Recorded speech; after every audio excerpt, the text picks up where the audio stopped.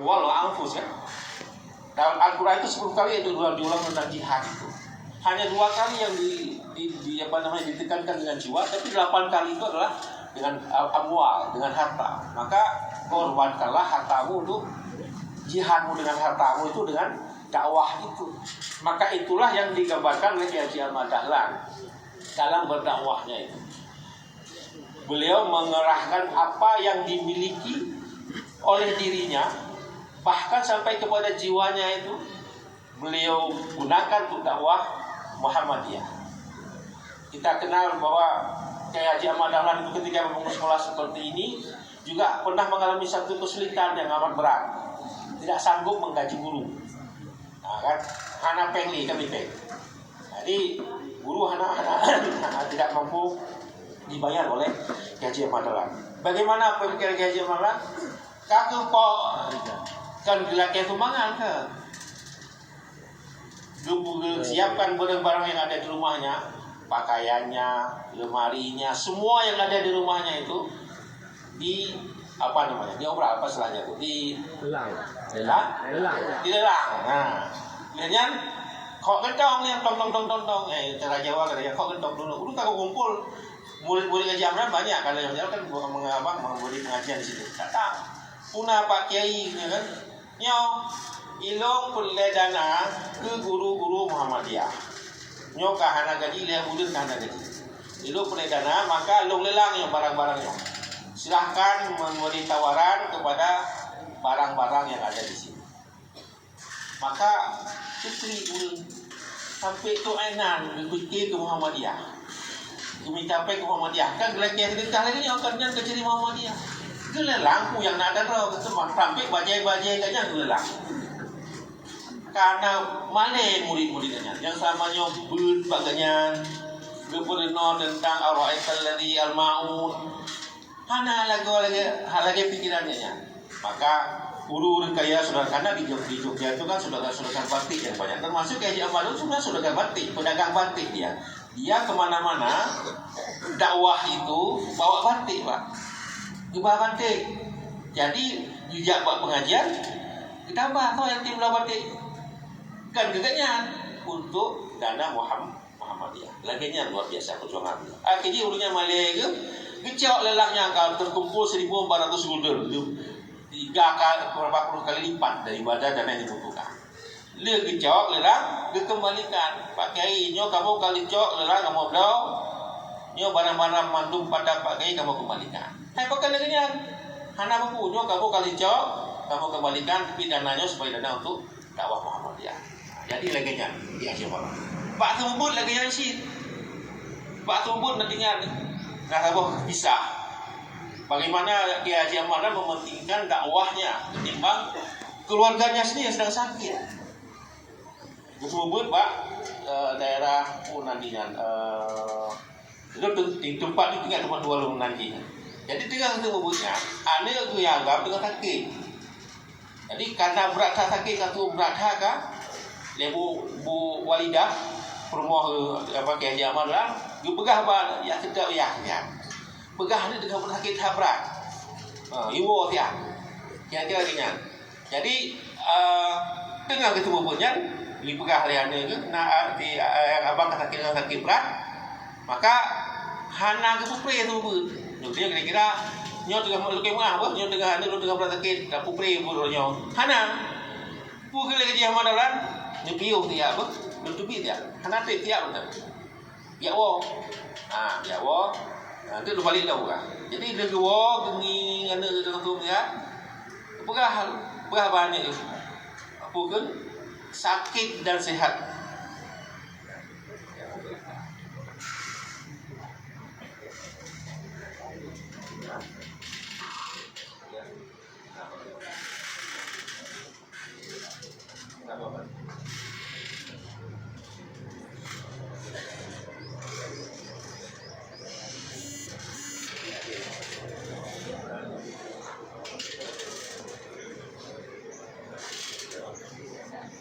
Jadi, kepegah sakit dengan sehatnya diberi oleh Allah.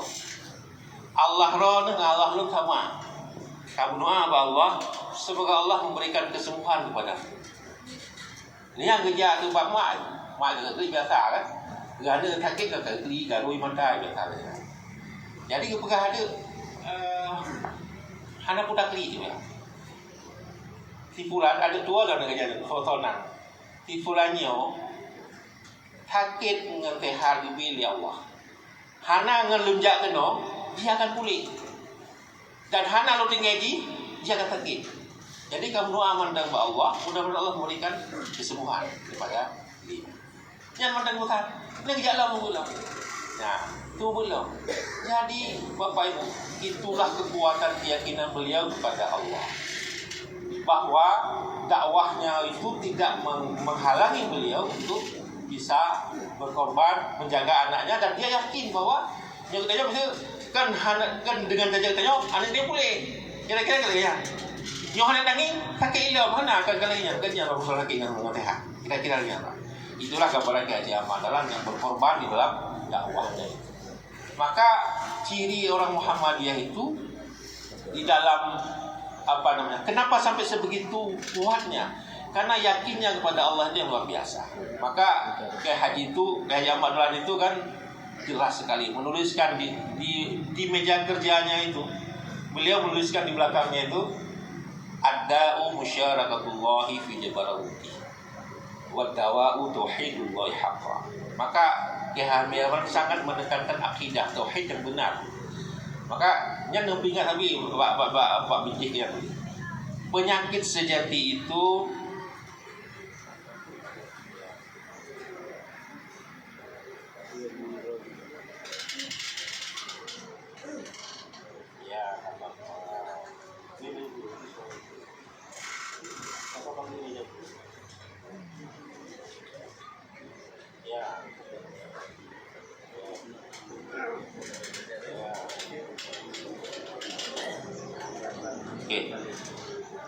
jadi penyakit sejati itu adalah mempersekutukan Allah di dalam kekuasaannya.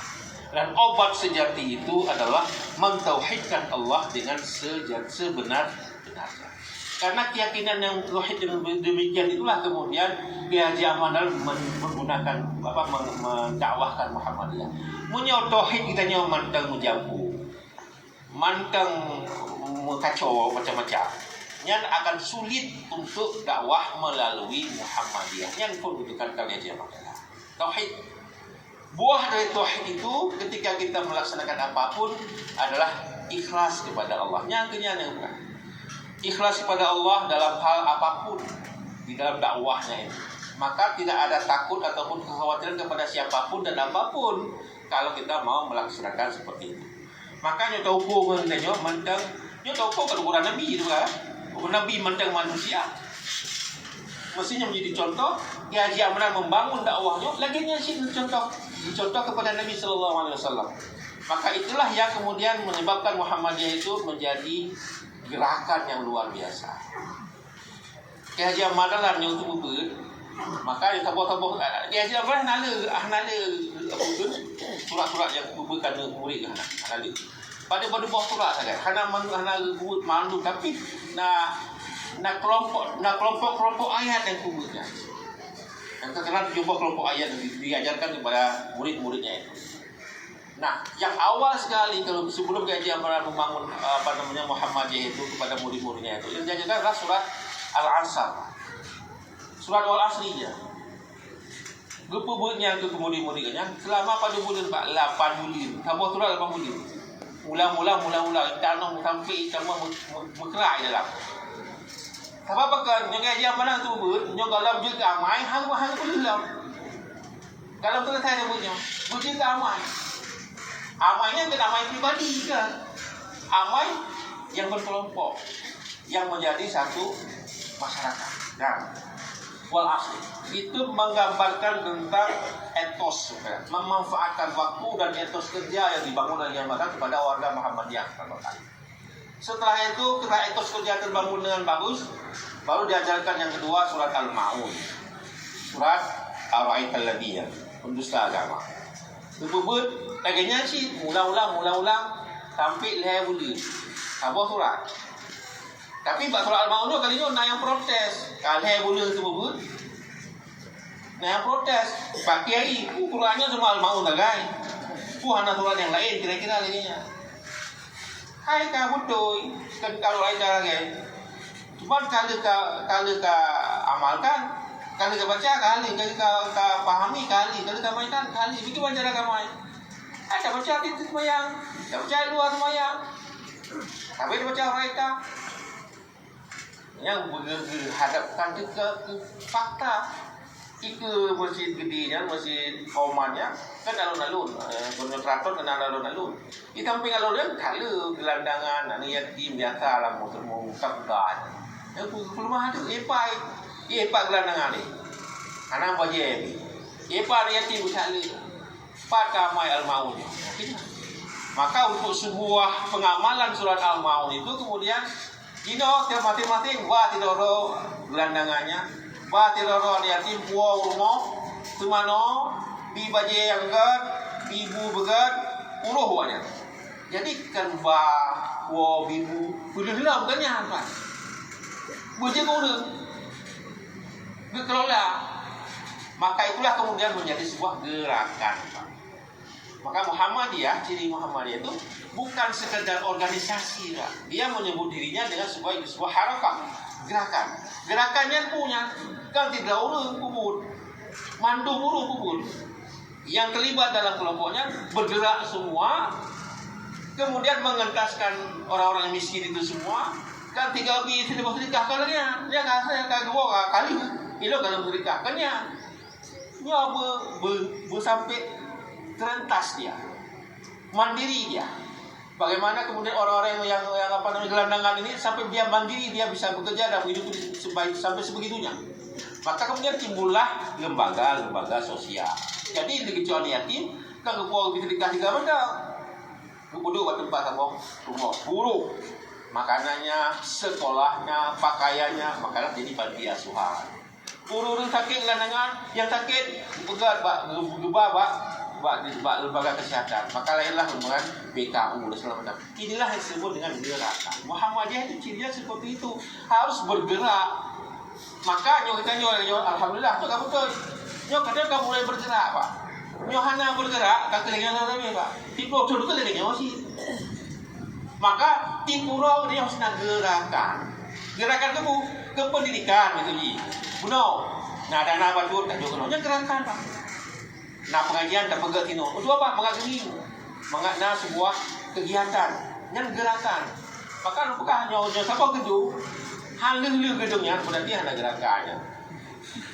Preh tergana terkumpul 1 miliar bulan pegangnya aja babu Muhammadiyah. Yang Muhammadiyah nape ketor be buat. Kan kubah cilengan. Kubah le tekali pegangnya. Nah 50 be bukan sesuatu. Yang itu kemudian orang akan melihat kegiatan dinas, maka orang akan datang ke situ untuk ikut dalam kegiatan. Maka inilah ciri Muhammadiyah, bergerak harakah seperti itu. Dan minimal untuk bisa menggerakkan masyarakat seperti itu, maka Muhammadiyah mensyaratkan pengajian dalam setiap gerakannya. Maka ciri Muhammadiyah itu kan membangun gerakan itu dengan pengajian-pengajian, Pak. Maka kalau dalam anggaran dasar Muhammadiyah, anggaran rumah tangga Muhammadiyah, syarat atau cabang harus amal usaha. Ciri Muhammadiyahnya karena boleh urung, tetapi urung tinan amal usaha kaji pegas cabang. Yohana amal usaha ada urung mutorofi, karena amal usaha hangesahkan yang cabang. Yang ciri Muhammadiyah. Kalau amal usaha, maka Muhammadiyah itu adalah bergerak dengan amal usaha. Amal usaha dalam berbagai macam, pendidikan, kesehatan, apapun. Maka minimal amal usaha itu apa? Minimalnya adalah pengajian. Punya nak apa cabang? Amal usaha gedung hanya, tikula hanya, berfitan, hana berdetak tuan-tuan. Hanya itu bukan yang amal usaha apa? Cabang. Harus ada amal usaha minimal apa? Pengajian minimal. Itulah amal usaha Muhammadiyah. Dengan pengajian itu ada akan timbul gerakan. Kajian mana menggerakkan persyarikatan Muhammadiyah dengan pengajian seperti itu. Kemudian pengajian ke sana kemarin belum keliling pengajian itu. Dari pengajian itulah kemudian timbul gerakan-gerakan dakwah oleh masyarakat seperti itu. Inilah yang harus kita contoh dalam Muhammadiyah. Jadi Muhammadiyah itu beramal. Kita beramal melalui Muhammadiyah. Kalau tidak seperti itu, maka Muhammadiyah itu cirinya hanya 3. Yaitu pertama gerakan Islam. Yang kita perjuangkan, yang kita dakwahkan itu adalah Islam, agama Islam. Yang kedua adalah gerakan dakwah Islam amar ma'ruf nahi munkar. Islam itu kemudian caranya diperjuangkan dengan apa? Dengan dakwah. Dakwah itu dalam berbagai hal. Kemudian baru yang ketiga, Islam apa? Ciri Muhammadiyah itu adalah gerakan tajdid, gerakan pembaharuan, gerakan purifikasi. Yang salah pemahaman dengan gerakan purifikasi ini, gerakan tajdid ini. Muhammadiyah itu memaknai gerakan tajdid itu ada dua hal. Yang pertama adalah purifikasi, yang kedua adalah dinamisasi. Bukan purifikasinya, memurnikan. Jadi kalau kegiatan amalan-amalan ibadah dalam Muhammadiyah itu kemudian di masyarakat itu bercampur baur dengan segala macam hal. Maka kemudian Muhammadiyah menyebutnya dengan ar-ruju' ila al-Qur'an was sunnah. Kembali kepada Al-Qur'an dan as-sunnah. Nah, itu gerakan Muhammadiyah, memurnikan kembali. Yang hanya sesuai dengan Al-Qur'an dan as-sunnah dibersihkan. Apa yang paling berat dibersihkan itu? Yang pertama itu bid'ah, khurafat, syirik yang pertama. Syirik yang paling besar, yang kedua adalah bid'ah, kemudian khurafat. Maka TBC gerakan Muhammadiyah itu gerakan purifikasinya Muhammadiyah. Tapi kan semata-matanya Muhammadiyah dalam hal tajdid. Ada juga yang kita sebut dengan dinamisasi. Dinamisasi itu berarti bukan bisa menyelesaikan persoalan-persoalan keumatan sesuai dengan zamannya, dengan pemahaman terhadap Al-Quran dan As-Sunnah juga. Ini yang disebut dengan purifikasi, dinamisasi. Banyak hal yang menjadi pemahaman kemajuan Muhammadiyah. Maka Muhammadiyah itu berkemajuan adalah salah satunya seperti itu. Maka ciri Muhammadiyah itu ketika ar-ruju' ila Al-Quran was Sunnah di dalam MKCH-nya Muhammadiyah, maka keyakinan cita Muhammadiyah itu Al-Quran disebut sebagai sumber utama, sebagai kitab yang diturunkan kepada Muhammad SAW. Tetapi ketika menyebut as-sunnah, di sana dijelaskan bahwa perkataan perbuatan Nabi Israel apa dibawa oleh Nabi Muhammad SAW, khusus untuk as-sunnah ada tambahannya Pak, dengan menggunakan akal pikiran yang sesuai dengan ajaran Islam. Jadi Muhammad itu tidak menangkap mentah-mentah sunnah itu, tetapi menggunakan akal pikiran dan menyesuaikan dengan Al-Quran yang ada, tidak ada disesuaikan dengan apa yang menjadi hidayah dalam Al-Quran itu. Jadi memahami sunnah itu juga Muhammadiyah menggunakan akal pikiran yang sesuai dengan ajaran Islam. Maka di dalam banyak hal, kemudian banyak juga, walaupun sama-sama gerakan ar-ruju' ila Al-Quran was sunnah, Muhammadiyah sedikit berbeda dengan beberapa gerakan semacam itu. Ada perbedaannya, ada, dan kadang-kadang belum bisa diterima. Contoh misalnya dalam penetapan awal Ramadan, dalam penetapan Syawal, 1 Syawal, berbeda dengan lain-lain. Walaupun sama-sama gerakan ar-ruju' ila Al-Quran as-sunnah. Maka Muhammadiyah tidak pernah menyebut dirinya ataupun menyandarkan diri kepada salah satu fikih, tidak. Di madhab yang empat itu sebagai manhaj, kita tidak menyebut sebagai madhab untuk Muhammadiyah itu. Nah, dalam hal itu Muhammadiyah kenapa berbeda dengan yang lain? Padahal hadisnya jelas. Sumu li ru'yati wa aftiru li ru'yati. Nah, kan? Jadi hadisnya sama-sama dipakai. Tetapi Muhammadiyah menggunakan memahami itu dengan menggunakan akal fikiran. Kenapa? Ada ayat juga petunjuk Al-Quran yang lain. Ya kan? Misalnya asy-syams wal qamaru bihusban. Walladzi ja'ala asy-syamsa diya'an wal qamara nura. Wa qadarahu manazila li ta'lamu 'adada as-sinina wal hisab. Ada petunjuk Al-Quran bahwa bilangan tahun, bilangan hari dan perhitungan tahun bisa melihat bagaimana peredaran bulan dan matahari. Wa qaddarahu manazila. Jadi sudah ditetapkan tempat-tempat manzilah itu, orbitnya sudah ditetapkan. Dalam orbit itu bisa kita hitung. Untuk apa Allah tetapkan orbit itu? Supaya kita bisa melakukan perhitungan hari dan bilangan tahun. Oh, kalau begitu ada petunjuk Allah tentang hisab. Maka kemudian menggunakan akal pikiran. Kalau begitu, pada saat Nabi SAW, kenapa menggunakan ru'yah pada saat itu? Karena memang Nabi belum ada ilmu tentang itu. Dan itu sesuai dengan hadis Muslim yang menyebutkan, Nabi sendiri menyebut, Inna naumun kaum ummiyatun. Kami adalah umat yang ummi. Ummi itu kan berarti tidak bisa membaca dan tidak naktubu wa la nahsubu. Kami tidak bisa menulis, tidak bisa menghitung. Asyhru hakadha wa hakadha. Bulan itu seperti apa? Seperti ini dan seperti ini. Yakni maratan 29 atau 20 maratan 30. Kadang-kadang 29 hari, kadang-kadang 30 hari. Oh, kalau begitu memang belum sampai ilmunya Nabi pada saat itu tentang bagaimana penentuan bulan. Beliau hanya memahami bahwa bulan 29 hari atau 30 hari. Tapi ketika Ramadan, ketika ada keadaan yang kabut tidak bisa diru'yah, maka beliau menyebut fa'ul iddata Sya'ban 30, sempurnakan Sya'ban 30. Atau memang kalau enggak dapat nampak lagi, faqdirulah, maka kira-kirakanlah berapa. Itu ilmu beliau pada saat itu. Tetapi ketika ada Al-Quran yang memberikan hidayah tentang ilmu hisab, maka berkembanglah ilmu itu. Maka kemudian Muhammadiyah menetapkan tentang awal tahun itu dengan hisab. Dan hisab yang diambil oleh Muhammadiyah adalah hisab hakiki namanya. Apa itu hisab hakiki? Hisab hakiki itu adalah bagaimana menggambarkan kenyataan peredaran bulan sesuai dengan tempatnya tanpa harus melihatnya. Maka itulah hisab hakiki. Maka dalam Muhammadiyah itu menetapkan Ramadan itu dengan wujudul hilal, Syawal wujudul hilal. Kira-kira begitu, Pak. Maka Muhammadiyah, salah satu tajdidnya Muhammadiyah yang sedang diperjuangkan hari ini adalah bagaimana umat Islam itu punya satu kalender Islam global Hijriah dengan penetapan hisab hakiki, membayangkan ataupun menghitung peredaran bulan dan matahari betul-betul sesuai dengan peredaran pada tempatnya. Dan itu ada ilmunya. Ini sedang dalam proses perkembangan. Mudah-mudahan kalau sudah ada kalender hijrah global itu, maka kita akan punya kalender seperti hari ini. 1 Masehi, orang nggak ribut lagi kalau bulan perhitungan matahari itu. Semua sudah sepakat. Tapi di Islam Hijriah masih ada belum sepakat. Kadang-kadang kita tidak sadar, Pak. Kalau ada bulan, kalau ada 1 bulan misalnya, kalau menurut misalnya Sya'ban 29, mesti Ramadan 30, kira-kira betul kalau 29, 30 ya. Kalau misalnya Sya'ban 30, kemudian Ramadan ternyata karena gelap dan bisa dihitung, di 30 kan juga ada 1 hari yang lebih sudah sebenarnya. Padahal nggak ada, berarti tahun berapa akan datang tidak bisa 29 lagi, harus 28 karena sudah 1 hari sudah diambil di bulan sebelumnya dan tidak ada bulan 28. Kalau di bawah 29 pasti ada lebih 1 hari. Berarti ada dalam 1 tahun pasti ada 1 hari yang lebih dalam tahun Hijriah. Hari ini kita masih belum sadar dengan keadaan itu.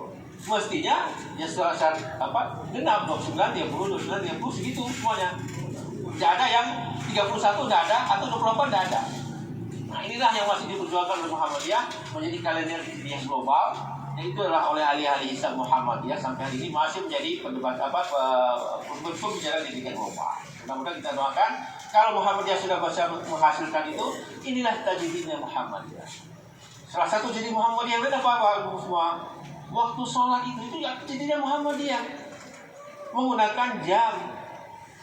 Itu hadiah Muhammadiyah yang paling besar. Sebelumnya ya kita kembali kepada hadis Nabi. Ya waktu sholat zuhur itu mulai tergelincir matahari. Waktu sholat asar setinggi bayangan benda yang asli, kan hadisnya seperti itu. Tetapi kemudian dirubah menjadi waktu hisab, dihitung waktu, timbullah waktu sholat abadi. Inilah yang disebut oleh makar keyakinan Muhammadiyah tadi, bahwa dalam as-sunnah itu Muhammadiyah menggunakan akal pikiran yang didasari oleh agama Islam. Jadi tidak lepas, tidak bebas. Nah, inilah ciri-ciri bahwa tajdidnya Muhammadiyah. Nah, ibu semua, jadi kalau ada perbedaan-perbedaan itu yang tidak ada masalah. Kita hormati sebagai perbedaan, tetapi Muhammadiyah bukan hanya persoalan yang kecil-kecil. Ada kemajuan Muhammadiyah harus dengan amal tadi. Dan dalam amal tadi itu yang kita bahas tadi, yang dicontohkan karena tauhid yang kuat tadi itu dalam Muhammadiyah itu, maka ikhlas itu menjadi kata kunci di dalam Muhammadiyah. Kalau nggak ikhlas, ya nggak usah capek-capek Muhammadiyah, itu sakit hati ya. Karena apa? Ya pasti tidak sesuai dengan yang kita inginkan. Tetapi kalau yang kita tuju itu Allah, nggak ada masalah. Semua selesai persoalannya. Ikhlas di situ. Dan kenapa Muhammadiyah masih bertahan sampai 111 tahun dalam hitungan Masehi atau 114 tahun dalam hitungan Hijriah? Itu karena pimpinan dan warganya itu masih kuat dalam menjaga keikhlasan. Kalau tidak ikhlas, Pak, pimpinan Muhammadiyah tidak ikhlas, maka situasi seperti ini pasti akan cawi-cawi. Kalau kita lihat saudara kita di Jawa Timur, bisa dipecat ketua Muhammadiyah wilayah. Kenapa? Ikhlasnya itu sudah digoda. Cawe-cawe Pak situasi kepentingan seperti ini. Ini kalau tidak kuat ikhlasnya, ini banyak sekali godaan pada situasi hari ini. Dan Muhammadiyah tidak terpengaruh.